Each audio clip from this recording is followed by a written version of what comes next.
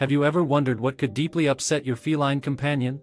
When a cat feels neglected, it might interpret this as a sign of rejection, leading to a withdrawal from affectionate behavior and even avoiding interactions with you. Harsh words or loud noises can also startle and hurt your cat's feelings, causing it to hide away in the quietest corners of your home. Accidentally mishandling your cat, such as grabbing it by the scruff, can result in significant resentment. Moreover, leaving your cat alone for extended periods can make it feel abandoned, leading to emotional distress. To deepen your understanding of your cat's emotional world, explore more insightful videos about our feline friends.